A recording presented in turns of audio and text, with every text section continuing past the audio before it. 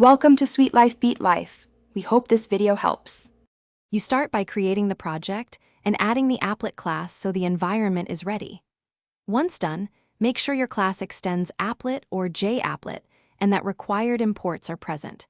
You will also set the JDK compliance level to match browser or Applet viewer expectations.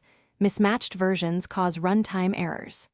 Finally, add any resources like images to the project folder and save. This gets you from blank project to a valid Applet source file that Netbeans can compile.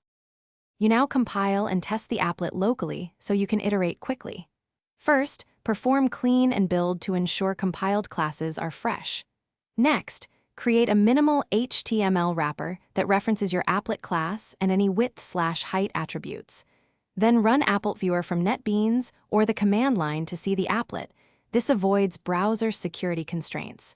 If you prefer, configure a custom run action in Netbeans to launch the HTML file automatically so you can debug. You finish by packaging and testing in the target environment so deployment behaves like development. Export classes into a JAR and sign it if your applet uses restricted APIs. Unsigned jars will be blocked in modern runtimes. Once deployed, test with the same JVM version and check console output for exceptions.